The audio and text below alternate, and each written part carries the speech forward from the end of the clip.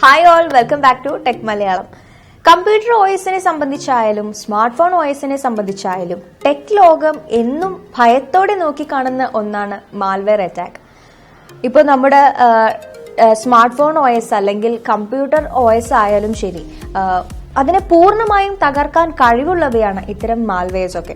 ഇപ്പൊ നിങ്ങൾ തന്നെ ഒരുപാട് ഇത്തരം മാൽവെയർ അറ്റാക്കിനെ കുറിച്ചൊക്കെ നിങ്ങൾ കേട്ടിട്ടുണ്ടായിരിക്കും. എന്നാലും അതിൽ കുറച്ച് വർഷങ്ങൾക്ക് മുമ്പ് കുറച്ചും കൂടെ ശ്രദ്ധയാകർഷിച്ച ഒന്നായിരുന്നു വാനക്രൈ എന്നത്. എന്നാൽ ഇന്ന് വാനക്രൈയുടെ മറ്റൊരു പിൻഗാമി എന്ന രീതിയിൽ വീണ്ടും മാൽവെയർ അറ്റാക്ക് നേരിട്ടുകൊണ്ടിരിക്കുകയാണ്. സൈബോർഗ് മാൽവെയർ എന്ന പേരിലാണ് ഇത് അറിയപ്പെടുന്നത്. ഇത് എന്താണ് ശരിക്കും സംഭവം എന്ന് വെച്ച് കഴിഞ്ഞാൽ, വിൻഡോസ് കമ്പ്യൂട്ടറുകളെ ടാർഗറ്റ് ചെയ്ത് പണം കൈക്കലാക്കുന്ന രീതിയാണ് ഈ സൈബോർഗ് മാൽവെയറിലൂടെ ഹാക്കേഴ്സ് എയിം ചെയ്യുന്നത്. ഇതൊരു റാൻസം മാൽവെയർ ആണെന്നാണ് സൈബർ സെക്യൂരിറ്റി സ്ഥാപനം ട്രസ്റ്റ് വേവിന്റെ സ്പൈഡർ ലാബിൽ പറയുന്നത്. പിന്നെ ഈ ഒരു കാര്യം അത് നിങ്ങളുടെ സ്മാർട്ട് ഫോൺ OSനെയോ അതുപോലെ കമ്പ്യൂട്ടർ OSനെയോ ഒക്കെ അതിലേക്കൊക്കെ എങ്ങനെയാണ് എത്തുന്നത് എന്ന് ചോദിച്ചു കഴിഞ്ഞാൽ ഒരു ഫേക്ക് ഇമെയിൽ വഴിയാണ്. അതായത് ഈ ഇമെയിൽ എങ്ങനെയാണെന്ന് വെച്ച് കഴിഞ്ഞാൽ, please install the latest critical update from Microsoft attach to this email എന്ന പേരിൽ എത്തുന്ന മെയിലിൽ നിന്നിട്ടാണ് ഈ ഒരു മാൽവെയറിന്റെ തുടക്കം ഉണ്ടാകുന്നത്.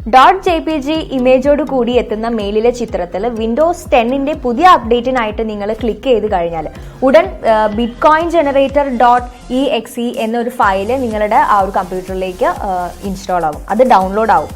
അതുവഴിയാണ് നിങ്ങൾക്ക് ഈ ഒരു സൈബോർഗ് മാൽവെയർ നിങ്ങളുടെ കമ്പ്യൂട്ടറിൽ എത്തുന്നത്. ഈ മാൽവെയർ നിങ്ങളുടെ സിസ്റ്റത്തിൽ പ്രവേശിച്ചു കഴിഞ്ഞാൽ കമ്പ്യൂട്ടർ ഫയലുകളിൽ ഒരു പ്രത്യേക എക്സ്റ്റൻഷൻ നിങ്ങൾക്ക് കാണാൻ സാധിക്കും. അതുകൂടാതെ ഇത് ബാധിച്ചിരിക്കുന്ന ആ ഒരു സിസ്റ്റത്തിന്റെ ഡെസ്ക്ടോപ്പിൽ നിങ്ങൾക്ക് സൈബോർഗ് decrypt.txt എന്ന ഫയലും അതുപോലെ തന്നെ ഇതിന്റെ ഡ്രൈവിൽ board.exe എന്ന ഫയലിന്റെ കോപ്പിയും നിങ്ങൾക്ക് കാണാൻ സാധിക്കും. നിങ്ങളുടെ കമ്പ്യൂട്ടറിൽ ഈ മാൽവെയർ ബാധിച്ചു കഴിഞ്ഞാൽ അത് നിങ്ങളുടെ ഡാറ്റ മുഴുവൻ കൈക്കലാക്കി അത് വിട്ടു കിട്ടണമെങ്കിൽ ബിറ്റ്കോയിൻ ആവശ്യപ്പെടുകയും ചെയ്യും. അതുപോലെ തന്നെ അല്ലെങ്കിൽ നിങ്ങളുടെ ഫയലിൽ എല്ലാം എൻക്രിപ്റ്റ് ചെയ്തു പോവുകയും ചെയ്യും. സോ ഇത്തരം ഇമെയിലൊക്കെ വരികയാണെങ്കിൽ നിങ്ങൾ അത് ഓപ്പൺ ചെയ്യാതെ ഇരിക്കുക. സോ ഇന്നത്തെ വീഡിയോ ഞാനിവിടെ വൈൻഡപ്പ് ചെയ്യാണ്. അപ്പം നമുക്ക് നെക്സ്റ്റ് ടൈം നല്ലൊരു ടോപ്പിക്കായിട്ട് വീണ്ടും കാണാം. So this is me, Shana. Bye.